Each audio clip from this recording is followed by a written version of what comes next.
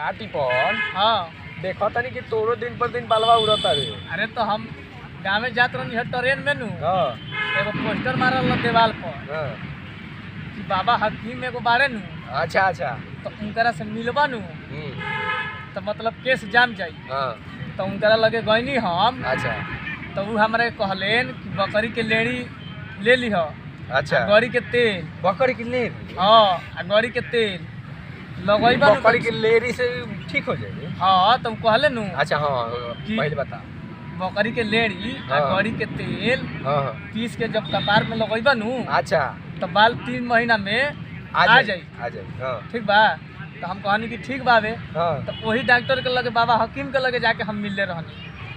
Train में देख ले हो हाँ हाँ ट्रेन में बस बस हमरे लेखा तेहू धोखा खा गइले। हम और ट्रेन में जात रही हाँ एगो ऐसा ही मिलल हमरो हाँ ऐसा ही बतैलक। हाँ अब तांत्रिक रहे के का रहे हम ओकरा बात के विश्वास कर लेनी। अच्छा वो का कहलक कि बकरी के पोंछ के हाँ 3-4 गो बाल हाँ काट के तबीज बना लो हाँ आ 1 महीना के अंदर पूरा बाल आ जाए। कहाँ बाल आ गल टोपी पहने के पड़ता हमरा। हाँ अब बबुआ अब तेहू वही फेर में पड़ल बारे हम वही फेर में तो बारे। हम तो पढ़ दोनों रहे तो तो एक- जौनो बोला बाबा तो तौनो वो उड़ तो गइल बा। वो तो ते कह गोल्डन चा देखो यो आ गइल हे डुक डुक हाँ। ए डुक डुक गोल्डन चा हे हमार बात- केस देखा तारा देखा, एकर बात। केस देखा मर दे ई ट्रेन वाला के फेर में ना पड़ल हो। ना ना ना तारा लोगिन जैसा ना उल्लू बानी हमार केस देखला ना नु कैसे उड़ गइल रहे। पहले बहुत उड़ा रहा है। एक कई बीता के केस हो गइल बा देखा तारा। आ देखा कितना खाना है। अरे मर दे उहे नु। हां तो उपाय तारा लोग के हम बताई मर दे हमरा कहिल कि हमरा चक्कर में रह दूसरा के फेरा में ना पड़े के साला चाहिए। आजकल बाल के रुका, कारण रुका। कितना लड़की हमरा के इग्नोर कर दे। अरे देखा तरह की- रिजेक्ट कर दे जौन केस देखा के- कर दे तरी सो। अरे हई देखा मत- बाल बाल देखो ई कहल जाला बाल ये हाँ। हमरा केस के चक्कर में 4 गो लड़की अभी गर्लफ्रेंड बाटे हमारे फेसबुक पर यार बुझला? उहे टोटम बताओ यार। हाँ, हमारा बतावा आज तनी, तक बतावा कोनो तनी, girlfriend उहे- नहीं के हो। आय, मर दे। बाल के कारण। उहे बतावे त हम अइबे कहनी हां हां बता। देखो हमारे गांव बाटे पीछे देखा तारा बरम बाबा हां हां बड़म बाबा बरम बाबा देखा हाँ, तारा बरम बाबा हम देखा करवा के पेड़ बाबा। बरम में बाबा तो डॉक्टर घोड़ा सिंह बैठेलन घोड़ा डॉक्टर घोड़ा सिंह हां डॉक्टर घोड़ा तो उहे घोड़ा सिंह हमरा बतैलन अच्छा जान ये जा बताओ सुन आज तक हम टीपी सिन्हा ये सिन्हा सब सुनत रही। घोड़ा सिन्हा आज पहला बार हमरा घोड़ा सिंह ये खातिर कि वो अपना पढ़ाई जे बाटे वो घोड़ा पे बैठ के जात रहना पर ओहो। एमबीबीएस के पढ़ाई करे अब समझ में तो हाँ, उनकर दादा नाम में घोड़ा सिंह रख देले रहलन। अच्छा हां बड़ा बोर्ड लागल बाटे डॉक्टर घोड़ा सिंह हाँ। एमबीबीएस एफआरएसएच लंदन अच्छा। बुझला तो जान ले कि उहे उपाय बताई सही है सही बा। डॉक्टर सही बदले बारे इहो कहे के हमर केस ना देखा तारा ऊपर केसरे देख के तो हम पकड़ा खाली गए, जल्दी केसे बता। देखबा कि उपाय वो सुनबा बतावा तनी उपाय सुना हाँ अब जान उपाय जा- मत बताओ जल्दी बताओ हम जाते नहीं तुरंत- मोटरसाइकिल या रे। जा बाबा रुक जा आगे। रुक जा रुक जा आप शुरू करियो तो जान ल कि डॉक्टर घोड़े सिंह हमरा बताई रहन कि हमनी के गौवा के पीछे जे ब्रह्म स्थानी बाटे हाँ हाँ उहे ब्रह्म बाबा के जस्ट पीछे अच्छा 10 फीट लंबा हाँ बोल ना सुनत नहीं। कितना तू सुना तारा कि ना हाँ, 10 सुन तनी, फीट लंबा 10 फीट का। लंबा 10 फीट लंबा आ 5 फीट चौड़ा चौड़ा 10 फीट लंबा 5 फीट चौड़ा। हाँ, हाँ, बता।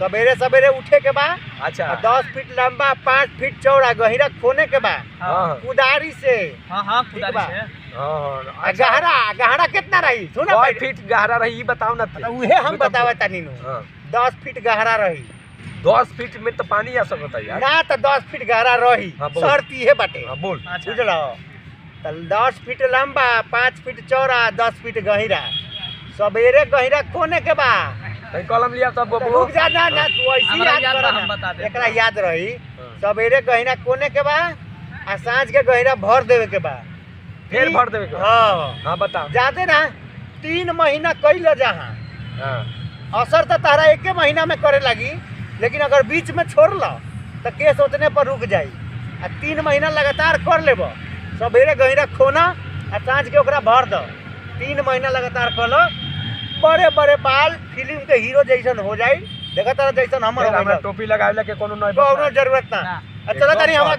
गर्लफ्रेंड के मैसेज आइल बा बताओ। डेटिंग पर जाता नहीं इतना अच्छा बात बतैले बारे तनी खाओ पी के ना ना खाई दाम गर्लफ्रेंड जा कर इको पार्क में जाके बतैले बा। ठीक बा, ठीक बा। बढ़िया उपाय बा, बढ़िया उपाय बा। अरे अरे कहाँ जाने लगे। नमस्कार दोस्तों, मैं आपका दोस्त बॉबी मनोरंजन शर्मा। अगर आपको हमारा जोरी, हमारा कॉमेडी, हमारा किया हुआ काम पसंद आता है तो बस असही देख के जाए के ना बा। लाइक ठोकी, कमेंट करी, अगर खराब लागल होखे तो कमेंट करी, कुछ सुझाव दही और चैनल के सब्सक्राइब जरूर करब जा, ठीक बा। सब्सक्राइब रवा लोग करब तब अनु हमनी के जोश जागी कि तानी और वीडियो बढ़िया बढ़िया बनाओ रे। हमारे भोजपुरिया भाई लोग देखता, उ लोग के मजा आवता तब ना। तो खाली देख के जाए के ना बा।